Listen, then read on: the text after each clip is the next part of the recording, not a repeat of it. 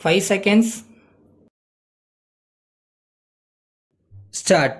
பேரவை தலைவர் அவர்களே, கடந்த 4 தினங்களாக கவர்னர் உரையின் பேரில் விவாதம் நடந்து வந்திருக்கிறது. ஒரு நாள் அந்த விவாதத்தின் போது நான் இங்கே இருக்க முடியவில்லை. மற்ற நாட்களில் விவாதம் நடந்தபோது நான் நேரில் கேட்டு வந்திருக்கிறேன். நான் வராத நாள் நடந்த விவாதத்தை பத்திரிகையின் மூலமாகவும் இங்கே எடுத்திருக்க கூடிய குறிப்புகளின் மூலமாகவும் பேசிய விஷயங்கள் எல்லாவற்றையும் ஓரளவு தெரிந்து கொண்டிருக்கிறேன்.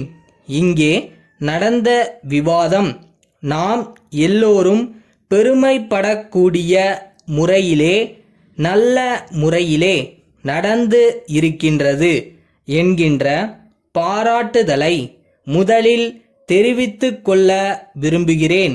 கவர்னர் உரையின் விவாதத்தின் போது இந்த உரையில் போதிய அளவு இந்த அரசாங்கத்தினுடைய கொள்கைகள் விளக்கப்படவில்லை என்ற குற்றச்சாட்டு பெரிதாக சொல்லப்படுகிறது.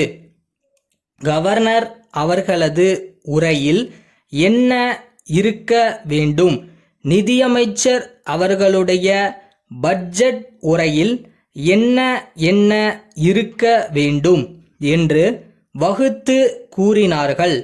கவர்னரது உரையில் என்ன என்ன இருக்க வேண்டும் என்று அவர்கள் கூறியதை முழுவதையும் நான் ஒப்புக்கொள்ள தயாராயில்லை.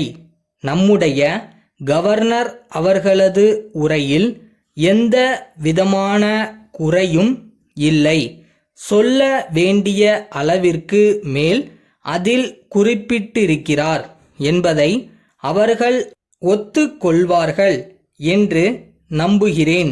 இதிலே பல பேர்கள் நினைப்பது என்னவென்றால், புது மந்திரி சபை ஒன்று ஏற்பட்டு இருக்கிறது, புது புது திட்டங்களை நாம் இப்போது உடனடியாக ஆரம்பிக்க போகிறோமென்று கவர்னரது உரையில் கொடுத்திருக்க வேண்டுமென்று நினைக்கிறார்கள். அவர்களுக்கு நான் ஒன்று சொல்லிக்கொள்ள விரும்புகிறேன். ஒவ்வொரு வருடமும் என்னென்ன திட்டங்களை நிறைவேற்றியாக வேண்டும், இப்போது நிறைவேற்றப்படுகிற திட்டங்களில் என்னென்ன குறைகள் இருக்கின்றன, அக்குறைகளை நிவர்த்தி செய்து எப்படி அபிவிருத்தி செய்வது என்ற முறையில் திட்டங்களை வகுத்தோம். அந்த முறையில் அமைந்ததுதான் முதல் 5 ஆண்டு திட்டம்.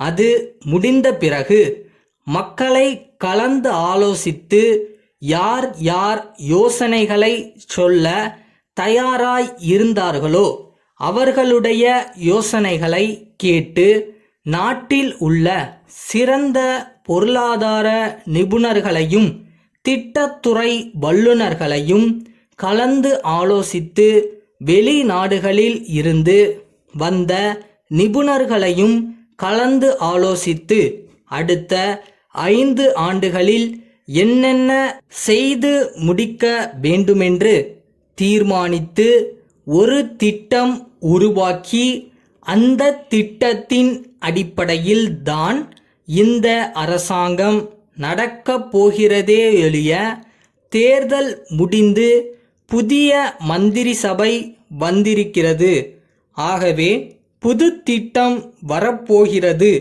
என்று நினைப்பீர்களேயானால் அது முன்பு செய்தது கேலி கூத்து என்பது போலாகும்.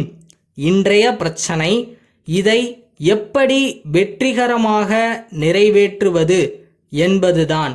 அதற்காக நாம் என்னென்ன முக்கிய நடவடிக்கைகள் எடுக்க வேண்டுமென்பதுதான் இப்போதைய பிரச்சனை.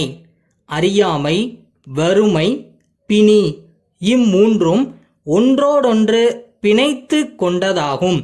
இவைகளை நீக்க இன்று அதற்கு வேண்டிய முயற்சிகளை நாம் செய்ய கடமைப்பட்டிருக்கிறோம். காஞ்சிபுரம் அறிஞர் அண்ணா பட்டு கைத்தறி நெசவாளர் கூட்டுறவு உற்பத்தி மற்றும் விற்பனை சங்க தலைவரிடமிருந்து சென்னை கைத்தறித்துறை ஆணையாளர் அவர்களுக்கு அன்புடையீர், தமிழக அரசு நெசவாளர்களுக்கு அளித்து வரும் சலுகையான விசேட தள்ளுபடி மானியத்தினால் தேங்கிக் கிடந்த கைத்தறி துணிகளை ஓரளவு விற்பனை செய்ததன் மூலம் அவர் தம் துயரை துடைக்க இயன்றதை யாரும் மறக்க முடியாது. இத்தகைய சலுகையை ஆண்டுதோறும் பண்டிகை காலங்களிலும் கைத்தறி வாரவிழா போன்ற நாட்களிலும் தமிழக அரசு வழங்கி வருகின்றது. சென்ற சில தினங்களில் செய்தித்தாள்களின் மூலம் தமிழகத்தில் கைத்தறி துணி பெருமளவில் தேங்கி வருவதை காண்கிறோம். மேலும் இவற்றை உடனடியாக விற்க தமிழக அரசு கைத்தறி துணிகளை கொள்முதல் செய்து விசேட தள்ளுபடியாக 25% அனுமதிக்க கோரி தமிழ்நாட்டில் பல்வேறு பகுதிகளிலிருந்து நெசவாளர் கூட்டுறவு சங்க தலைவர்கள் பலர் விரும்பி வேண்டியதை நாம் காண்கிறோம். கைத்தறி துணி சரக்குகளுக்கு அரசின் விசேட தள்ளுபடியை அளித்தால் அவை ஓரளவிற்கு விற்பனையாகும். இதை அரசு பரிசீலனை செய்து நெசவாளர்களின் துயர்களை துடைக்க ஆவன செய்ய கோருகிறோம். தங்கள் உண்மையுள்ள கையில் இன்னைக்கு கேண்டில் இருக்கா, 10 அடி தெரியுதா, நடந்துருவோம். போகிற வரைக்கும் போயிட்டே இருப்போம். அந்த ஜேர்னியும் ஒரு சந்தோஷம் தானே.